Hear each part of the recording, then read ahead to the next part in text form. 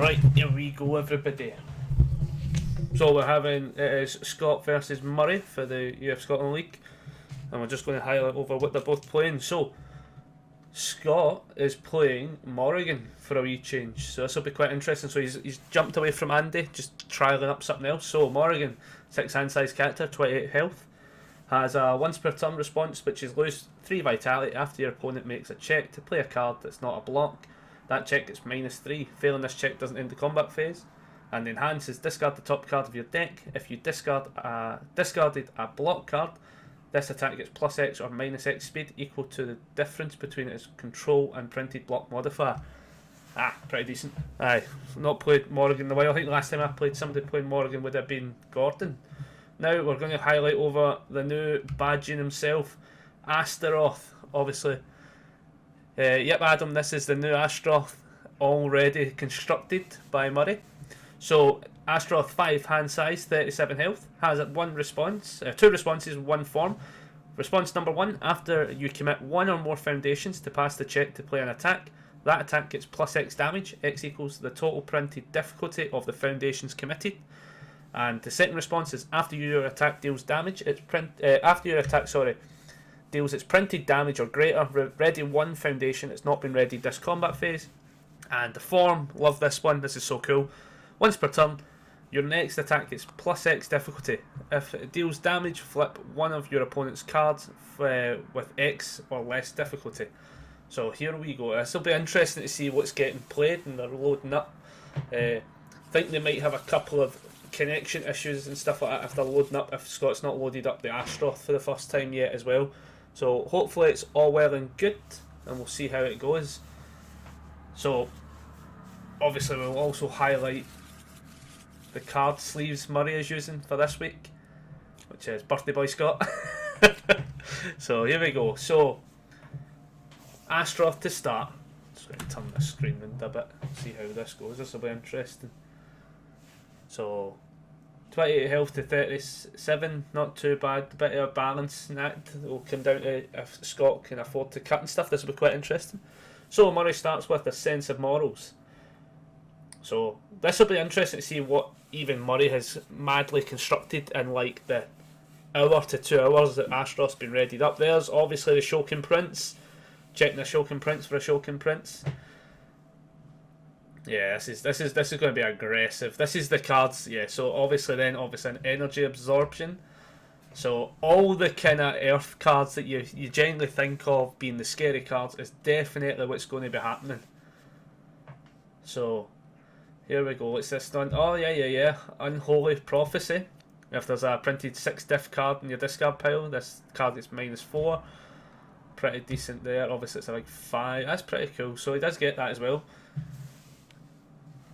Pretty cool stuff there. So this will be, as I say, this comes right down to what is that? And is that a turn? Oh my goodness, I have no idea what's happening here. He's got breaker 1 turnless. He's kicking about and pretty decent. Obviously goes that for like, the response to get like -6 or +6 on the speed. Pretty decent. So let's see what he does. So Scott is starting off with Commander of the Undead, an Azure Nightmare into an Azure Nightmare.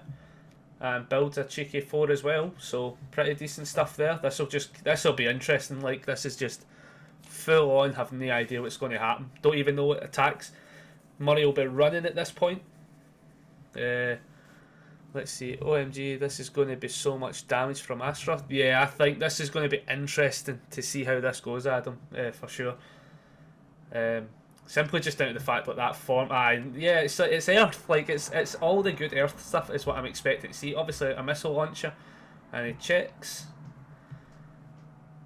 But at the end of the day, yeah, so he's playing a couple of 2. He's probably playing a good couple of 2 checks. Obviously for that way he'd be able to like force things through. He actually needs to commit a foundation anyway. Down to the fact he's got Shulkin Prince in play. Unless I've missed it, but I'm not too sure. Oh, I think what's happening is he's going. Yeah. So they're highlighting over the fact that the response on Morrigan, obviously, he's made the check, so he then passes. Yeah, so pretty decent. Yeah, because what's this one? So obviously it's the lose 3 after the make a check. Yeah, then he could do the -3. Yeah, so pretty decent stuff there.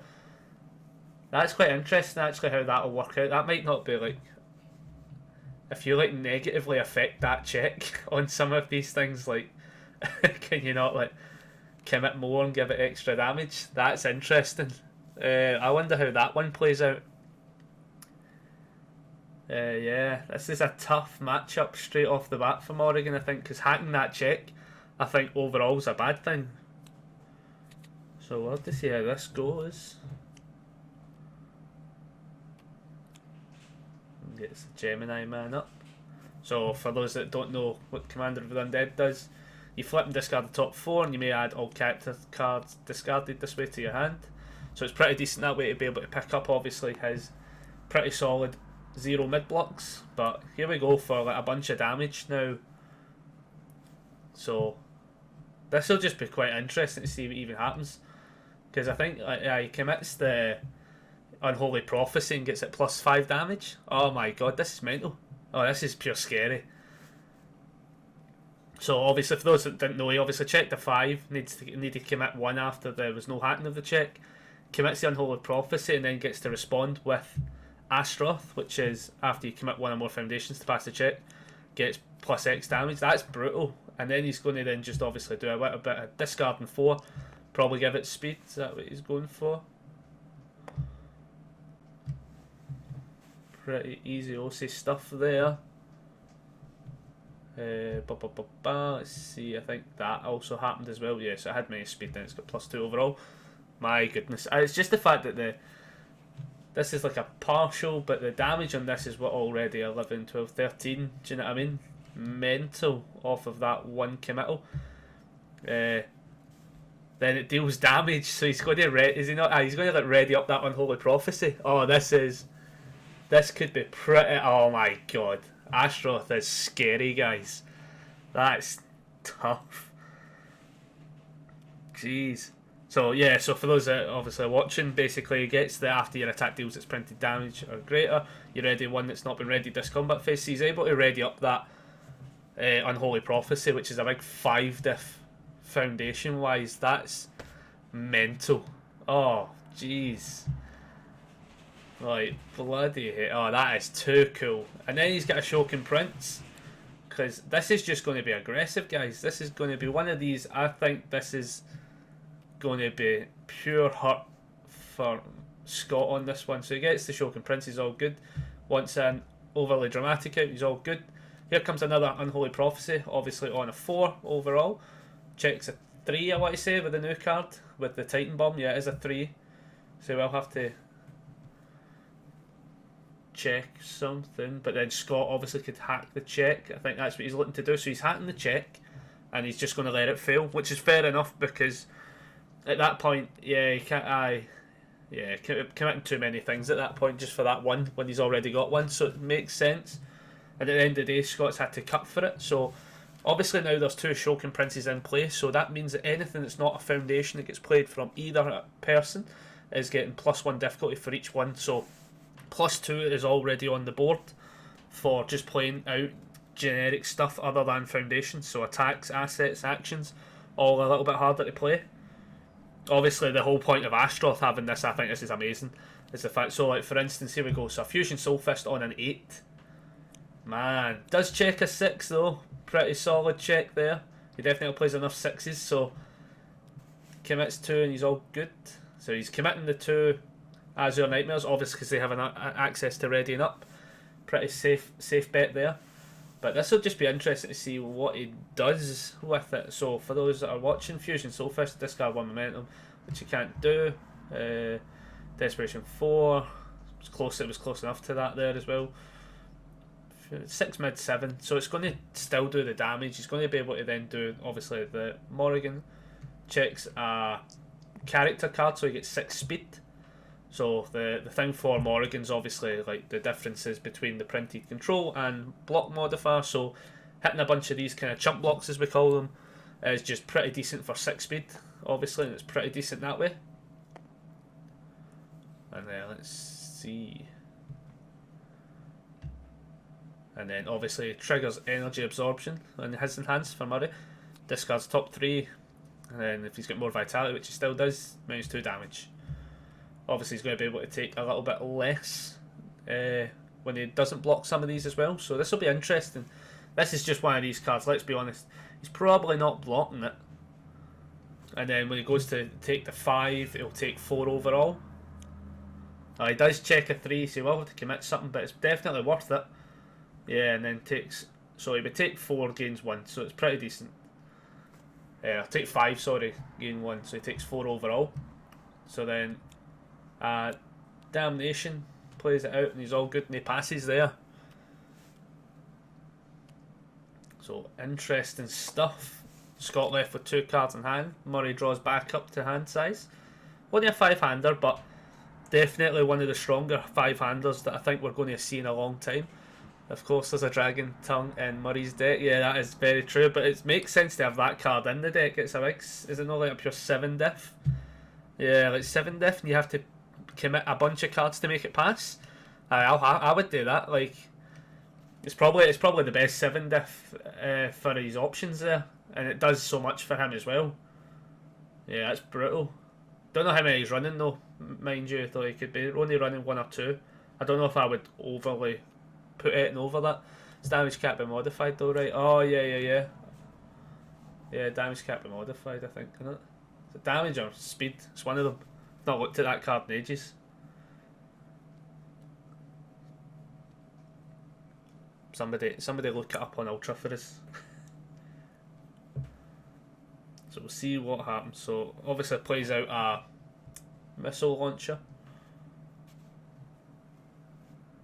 So it really comes down to what he commits at this point, because he checks a 5, he needs a 7, and he checks a 5. So he could genuinely commit Unholy and a Shokin, for instance. Like,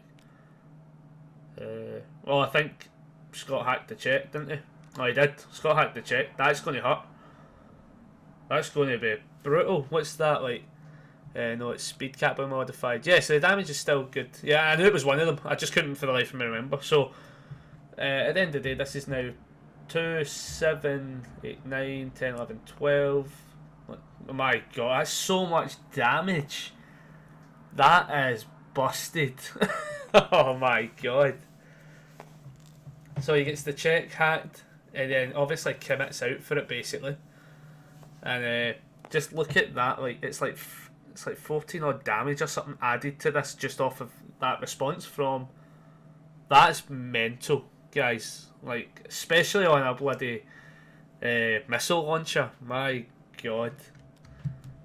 So hits with the stun too.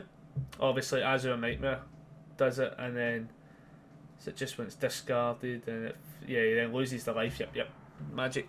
So he does lose a little. He does lose like 4 life for doing it, but at the end of the day, he is hitting them quite harshly. So the discarding the check here, like so he does Morrigan. So the difference of that's 1, so it gets minus. Okay, let's see what he does.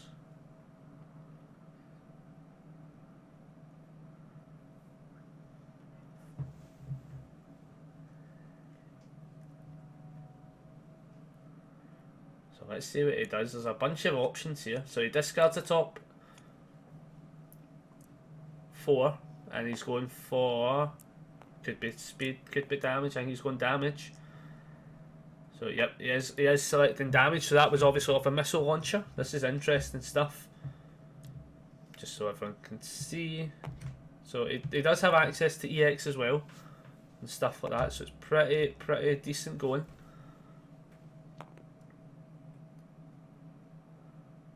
So I think, yeah, he's going to hit the EX. Is he deaf? Is it? No, he's hitting the powerful. So I think he's banking all the money on Scott basically not having a great block. But let's be honest, at this point, what's that? 5, 10, 15, 20, 22, 3, 4, 5, 6, 7, 27 odd damage.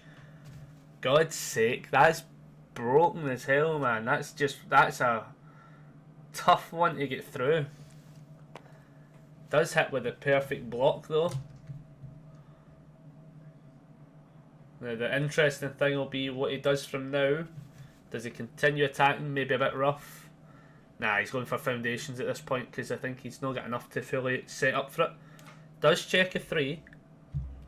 He's all good there. Goes in for a Solemn Exorcism. Pretty decent one there as well. Again, commit. No cards in hand. You draw a card. Pretty decent. And a Beast Hunter. Yeah, that's pretty cool stuff. So, alright.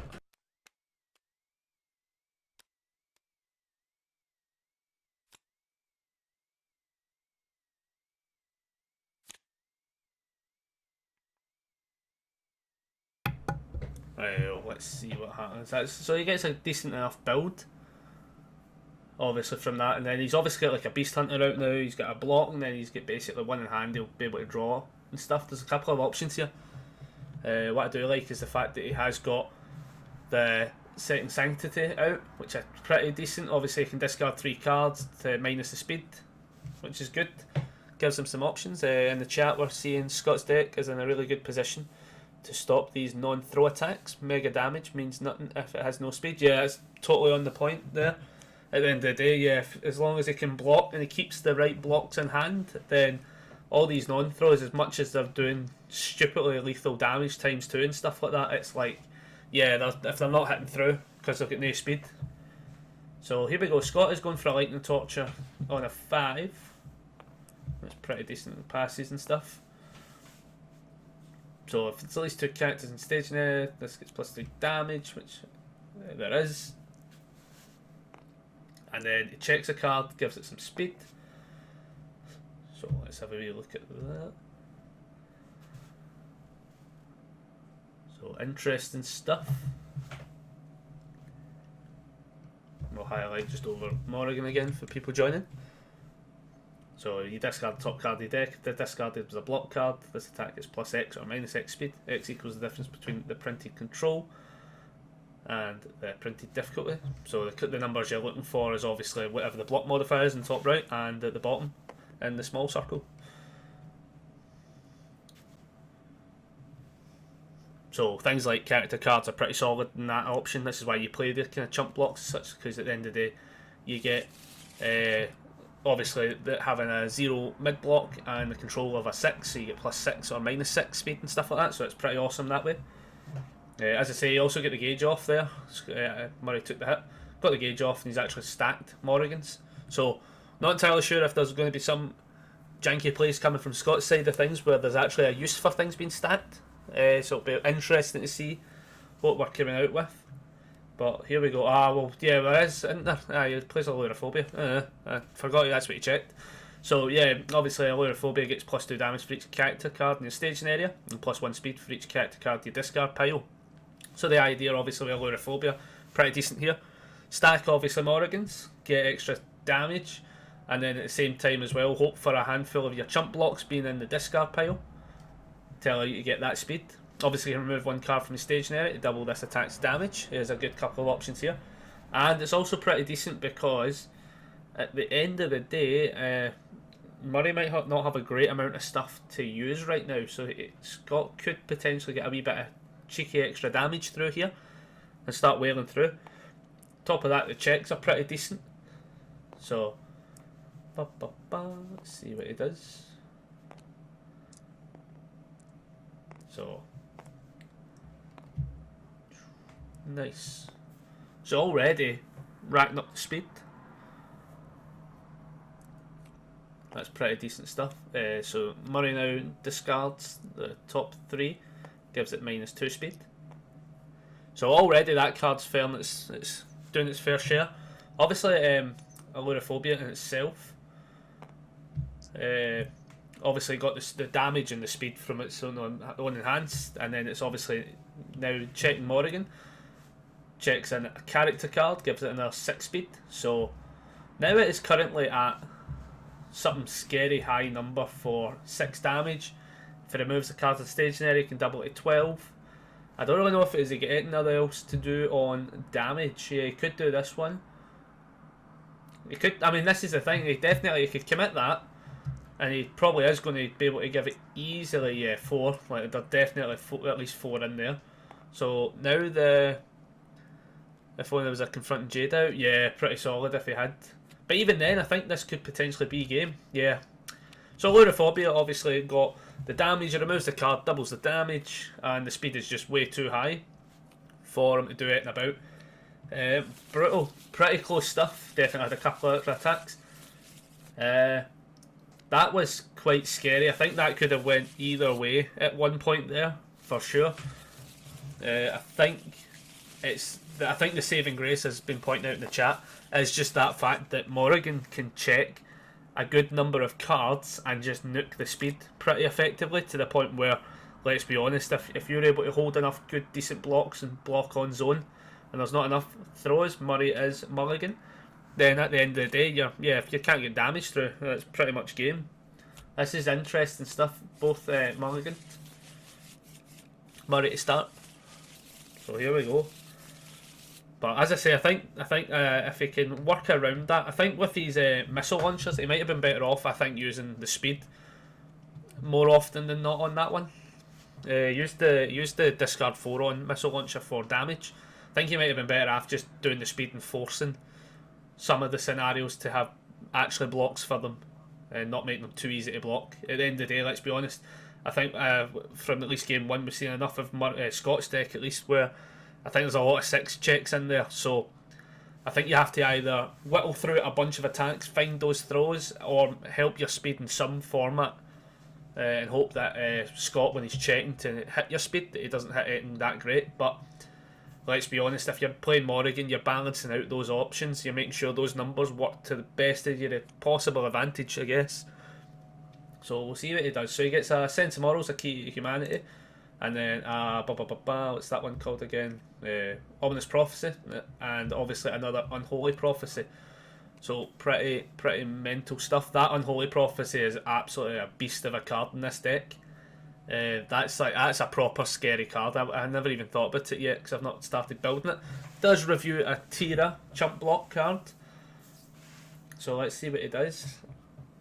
Yeah, that, as I say, Unholy Prophecy, that's scary in itself. That's pretty mental going. So he gets a Damnation first, checks it all well, gets an Azure Nightmare, and checks a 1. Does he commit? That's rough. Did not see the Let's Party in the first game. So Scott does play a 1 check, probably plays, I would average maybe 3 of them. He is letting it fail, because let's be honest, he cannot afford to not have Morrigan ready. That's pretty scary stuff. That's a rough turn. I think if, depending on what Murray gets, this will be one of these, I'm going to put a lot of damage on you, because he has got enough foundations in play, and he possibly, this will be quite interesting. I think one of the cool things, though, he is just playing foundations. One of the cool things I think with this matchup is actually that Astaroth has that form that's a once per turn. I don't think he can really use it this game, simply down to the fact that he has to then balance out the idea that Morrigan's going to hit the thing with a -3 as well, and essentially it's a once per turn, so if he uses it and Morrigan hits it, it's a kind of waste. So this is quite interesting. I feel as if that form's not going to see a lot of play. Either though, it's a... Let's see what he's doing, let's see. So he gets a overly dramatic. And the cards committed was simply down to the fact that Morrigan triggered. Just to slow the pace down makes sense. You can afford to lose some life. At the end of the day, you can definitely pay out some life. These characters that cost life to do their stuff, it does make sense when you use it. At the end of the day, that could have helped. It has made them commit a few extra things, but this will be interesting stuff. Anyone in the chat, what you all thinking about Astaroth so far? Well, Scott's thinking out his turn. I think the card's mental. I think it's pretty scary. It's not unbeatable, which is what I like. I like cards that are not like these kind of Princess and the Pea kind of material runaway cards. But that's like a pure topic for another day. As I say, this is just interesting seeing how this Astaroth works out. And as I say, on time of recording, this card literally came out today. So Murray has seen this card today and has probably had maybe 2 hours max to build it, so it's interesting to see what he comes up with. So a Sawblade Strike starting off on a 4-diff, pretty easy there, as we can see that obviously no Shulkin Prince is out just yet. Chat says looks great, the potential for massive damage, it's terrifying. Yeah, it definitely is. I definitely think this is one of these characters that's going to ramp some heavy damage through. So discards 3 cards, gives it -2. This is from energy absorption. He's obviously got the option to do this twice, so I mean this in itself he can essentially turn off. Let's just see. Do you even breaker him late game? Do you breaker him late game? Yeah, I think you probably do. Still, because as much as like, I think because especially in late game, depending on how well he's doing foundation front, like at the end of the day, if you make something that is still unpassable, it's still worth it. I think you've got to risk and reward it. Obviously, of what it could be a best check to like what could be a 6 to a 1 kind of material. Especially this deck, we're seeing that he does play 2 checks, obviously in missile launchers. So yeah, probably it just depends. I think it's circumstantial of when you do it, but it probably is worth doing it at some point as the later game goes on. As you can see, he is committing some cards to make these checks, and that was just the pass block. So let's see. So goes for a Confronting Jada next. That's the card Scott definitely wants to see out. And then a Novice.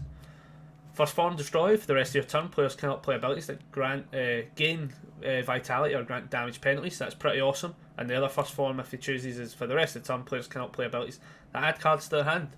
So for the more point, that's going to more than likely be the top first form that gets played in this kind of game. But this will be interesting. This just comes down to seeing what he has, what he can do.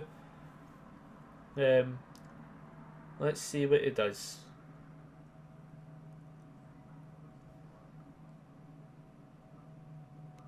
So here we go. So he is going for a Sense of Morals. That doesn't mean that there's not going to be any attacks coming up. Let's see what he goes for. He is now going for a Folktales.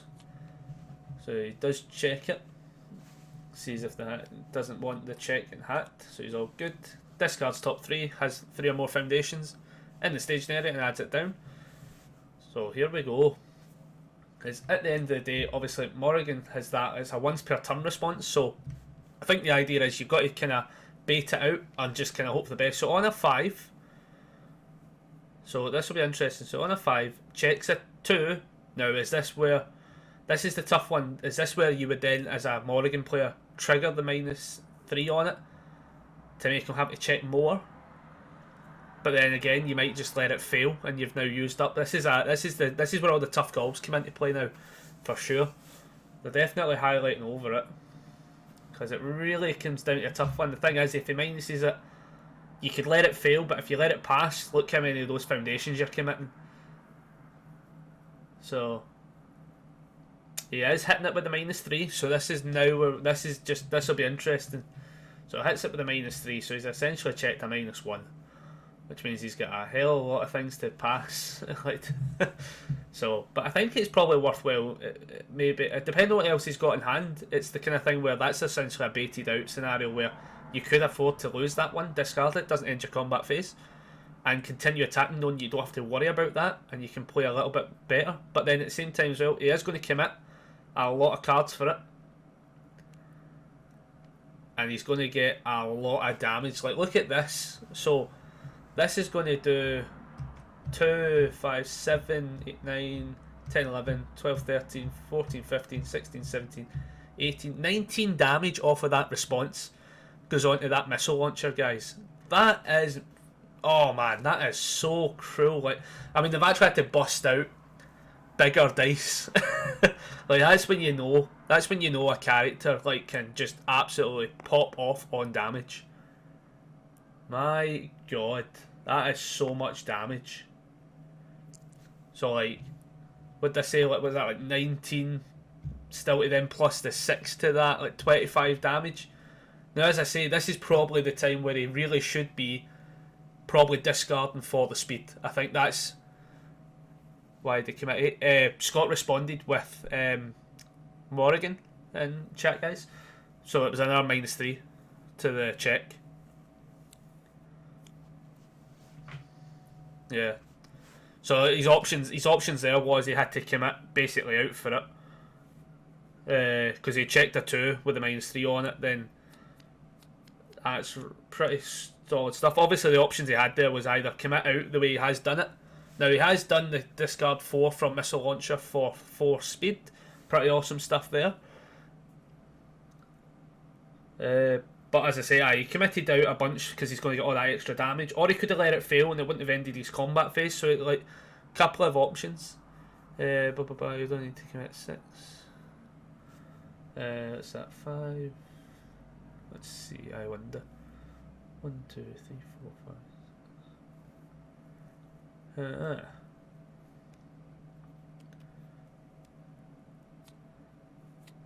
I don't know actually then. Somebody in the chat saying, oh, you don't need to commit 6. -1 to 6, yeah.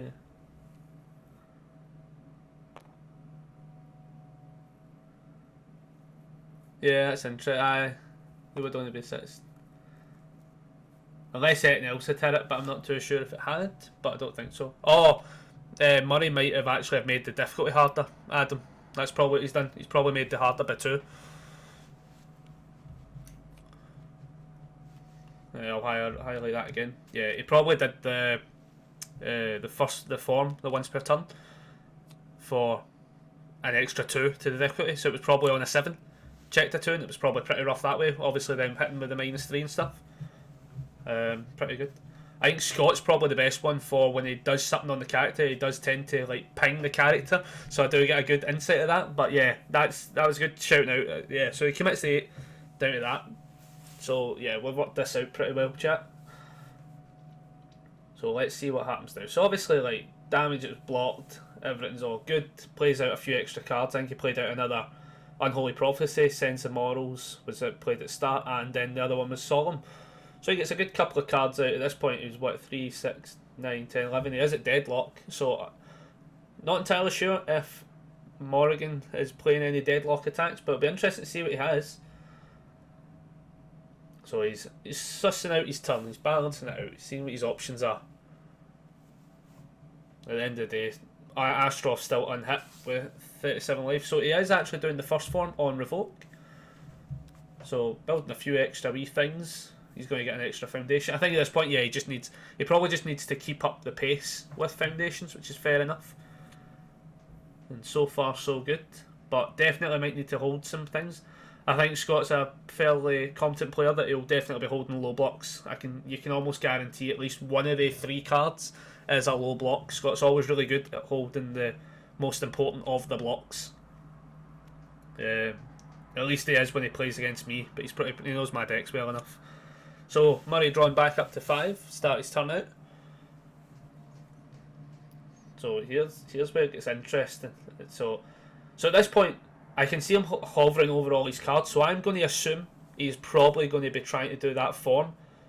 I do the combat math of Doom, which is basically how much can I commit where even my worst check hacked by 3 is still passable. I think that's what he did the first time. We just didn't see it initially. So it'll be interesting to see what they do. Because at this point, the fact that he's got 2 Unholy Prophecies out is mental. If he commits the A2, he passed the checks. That's like plus 10 damage on an attack. That's just scary numbers. Like, yeah, you can definitely see them do it. He's definitely doing the math. I think I'm going to call it. I bet he's got a Dragon's Tongue and he's working out the math on it being like a 7 diff. If he affects it by X amount, including the -3 that Morrigan can give it, how much does he need to commit to pass? I bet that's what he's doing. This will be pretty interesting. Because he'll pass everything to make the check, give it all that damage. First form destroys the board. Do you know what I mean? Like, there's some perfect options there. Start again. Oh, this is interesting. This is going to be fun. We'll have to see.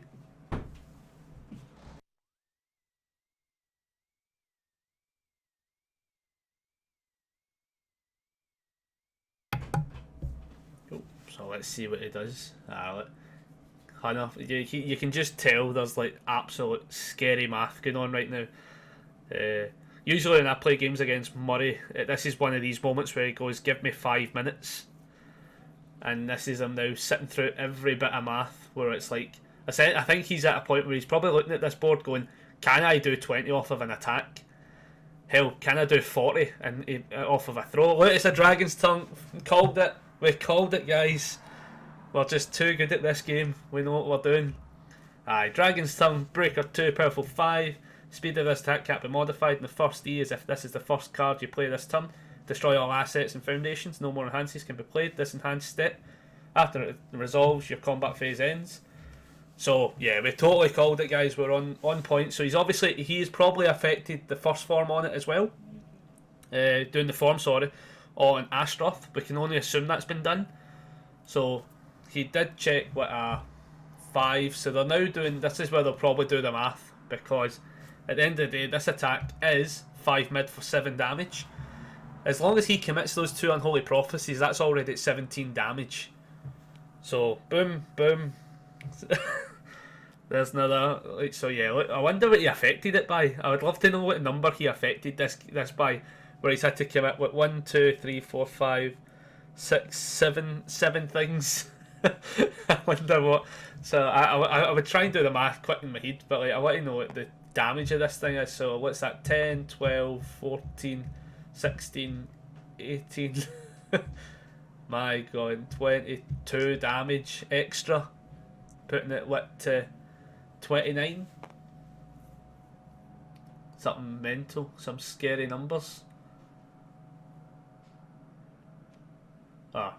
20 overall, sorry, I'm saying 29, I'm doing the math wrong there, guys. So he does destroy the board, resetting basically everything, but at the end of the day he gets that extra damage. It is a 5 mid for what is lethal. He has got a block for it, but he generally needs to check well. Checks a 5 and he's all good, but all that had to see there was an attack, and that would have been a swift game. Now this does end the combat phase for Murray, but at the end of the day, it ends the combat phase, and now Scott now has to hope for a decent hand here to rebuild. Essentially this is just replaying the game, and I think that was it was good, it was worth the attempt. I think this is definitely one of these kind of like really, really tough character matchups. So let's see what he gets. A last of his kind, and he checks a 1. So he has to commit, yeah, because at this point even Murray has to build it this way, so it's a fairly safe thing, but he has to hope he doesn't check like that. Moore gets an Evil Eye, gets a Immortality out, and builds 3, so fairly decent rebuild for this point. But at this point, like, let's see, Murray is down to like 11 cards in deck, and Scott's at 31. So here comes a Shokin Prince. Here comes a Shokin Prince, and he's all good, needing a 4 on that second one. Be amazing if he's got a third one. Nope, but he does have a Sanctity Beast, so pretty decent stuff there. Does commit Astaroth for it, let's be honest, he definitely doesn't care. Needs a 5, checks a 3, and that fails, but he does build 2 Shokin Princes, guys. That is super effective right now. That's tough as stuff. So this Shokin Prince, anything that's not a foundation, is getting now +2 from both of them overall. So +2 to whatever he's playing. I mean, Scott's lowest attack's a 4, so he now needs a 6. Obviously he plays a handful of 6s, but it's once he starts playing those extra attacks on top of it, it only gets harder. Let's see what he does. This will be interesting stuff. So he is going for a Let's Party, and needs a 7, and checks a 6, and he's pretty decent there. Commits 1 Evil Eye, and he's all good to go. So here we go. Now at the same time as well, Murray is still at 37 health, so he's definitely within terms of being able to take a few hits. So discard top 4 cards of your deck, search your deck for 1 card and add it to your hand, then remove 1 card in your hand from the game. So at this point he's probably also going to pick maybe like, I wonder what he's got, this will be interesting. Illurophobia. Cats goes for the mental damage if he does, because let's be honest, I don't know if he did gauge off. No, he's only get 1, so he's going to get a wee bit of extra damage, but not a lot. So it'll be interesting to see what he's got. Obviously they're just going over other enhances at this point. Other enhances that could be happening, for instance, could be the ones per turn. Discard top 3 for -2 speed. Could do that if he really wanted to, if he knows he's going to block it, but it's just choices at this point. So he is going to check with Morrigan, and then that's the 6 speed. Yeah, that's rough. That's a tough one. That's tough. This is where Morrigan comes into her own. It's when you play all these kind of chump blocks and you don't think about it, and you get that 6 speed, and this damage starts to become pretty nailsy. So he is discarding 3 and he's going to hit it with the -2 speed. So pretty decent stuff there. So we can almost assume he's going in for a block here. I think he needs to block this one just to save him up a bit. 6 low, 6 damage, currently 10 low, takes the hit. Yeah, it's still too fast. But at the end of the day, I think what Murray is probably doing there was probably just getting that discard going. So he's probably closer to hitting the cycle. Let's be honest, he probably has already done the numbers in his head and he knows what he's about to check and draw up kind of thing. So he might be wanting it whittled down, maybe even just to hit the cycle. So let's see, he goes for a Confronting Jada though. Goes in for an Evil Eye. Does check a 3, I think it needs a 4, so let's see what he does. That's tough choices, because obviously he's got Last of His Kind. Could help him out in the long run. Obviously Immortality, the commitment to discard 2, and the character card from your discard penalty hand or card pool. Flip if you block this attack with character. Obviously he needs that bottom flip being more, yeah. At the end of the day, Last of His Kind is still going to cost him life, which he probably can't afford to do right now. So at this point, Murray draws the 4 cards, and we'll just see. So let's see, there we go. So they're hitting the cycle. So the cycle has begun. And we'll see when he draws 1 more, back up to 5, and we'll see. This really comes down to what he gets. So we know he got 4 cards that he probably, if he really wanted to, could figure out pretty easily what they are. And then it's just like 1 random card, so it'll be interesting stuff. So again, one of those ones, he's got the form on Astaroth, it can affect things a bit harder, but it's a bit of a tough one with only 3 things kicking about, on top of the fact there's +2 on Shulkin Princes. So let's see what happens.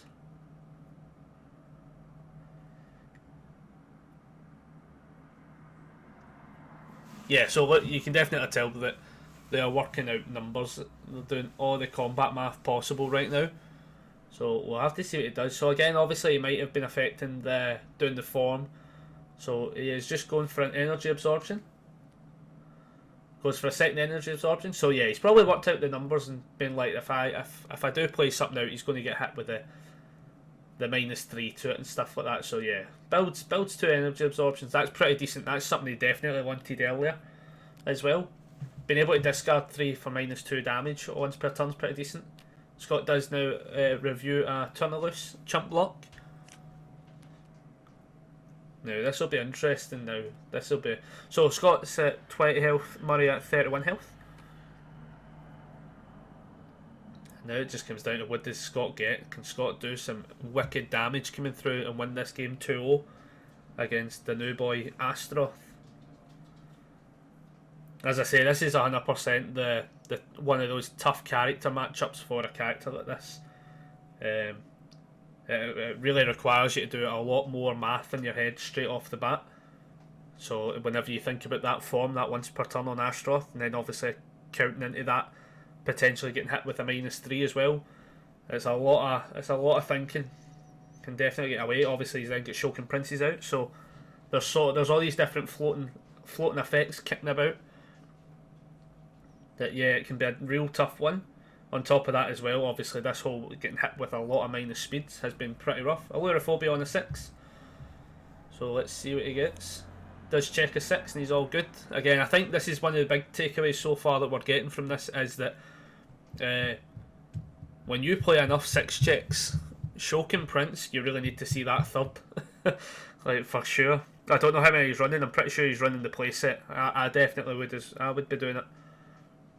Make sure you see them, make sure you get them out, and obviously it's a 3 diff that you can check to pass cards and stuff and get extra damage and all this sort of stuff. It's too good. Such a card.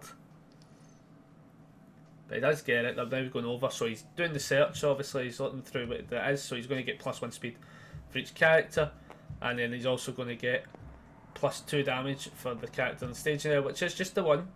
But again, look at that.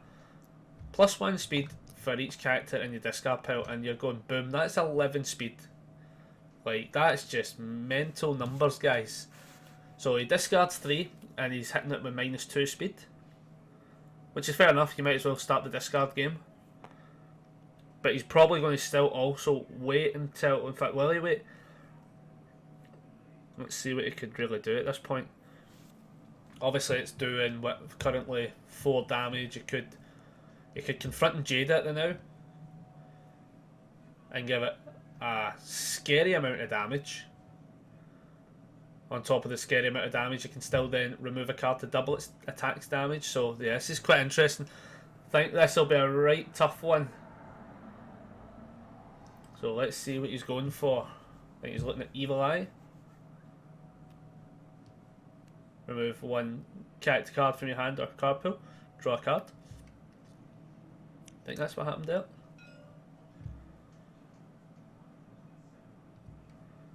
Yeah, characters over there. Pretty decent. So, Murray discards top 3, -2 to the damage, which he definitely needed to do.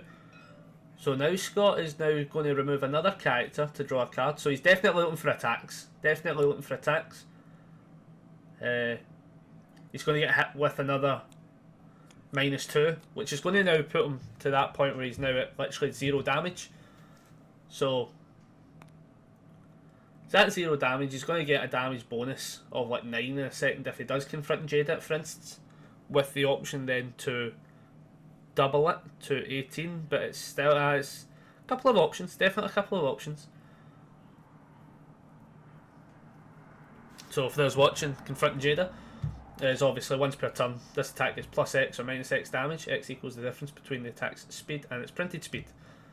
So discards a card with Morrigan, and just for the combat math, we'll do this. It doesn't have a block, so it doesn't work. Yeah, it's pretty tough because it doesn't have a block. It's not going to work. So that was definitely something they wanted to see earlier. I think if he'd hit a 6 on that, it would have been pretty decent. So I think he just sends it at this point because it's doing 0 damage, and it's probably. I think if he'd done it, we baited it out pretty well. That's maybe why. Yep, he had the second one. He's going to be able to do pretty much something similar. He's probably going to get an extra speed though, because he's definitely checked a 6. So does need to commit 1 obviously, because it was on a 7 with the Shokin Princes being kicking about. But at the end of the day, this is going to be pretty tough going as a block. So he checks Allurophobia, so that would be like 1 speed. So good starting. At this point though, I don't think Murray, unless he has anything to do, has really any responses. So at this point he's going to now look through his discard pile, count up the characters. I think he should be at 11 now. He was getting, what was he getting, like 11 before, and I think he might have checked another one, so he's probably at 12-ish, unless we've missed one. But either way, so he gets 2 damage, that's the obvious number out the road. And then, let's see, so 6... Yeah, 12 speed. That's mental. So 12 speed on that. 12, 13, what's that, 14, what's its speed again? But 3, Jesus. So like 16 speed. He's going to be able to double the... He's going to be able to confront and Jada this basically. Give it 16 damage. And then... No, sorry, 13 damage on top of where it's got. And then remove a card and double it to be lethal. And then it really comes down to, can Murray even block it? That's tough stuff. This is a pretty nailsy Morrigan. 100%. This is probably one of the worst matchups I think Astaroth will have to deal with as a character. So this will be interesting. Let's see what he does. Obviously, as I say, we've kind of guessed to kind of deploy out at this point, since there's literally no other interaction. So he is confronting Jada. He's going to give it +13 speed. So it's going to be at 17 damage. Currently at, what, 16 speed. Yeah, he can't even block it. And that is a 2-0 victory to Morrigan, played by Scott.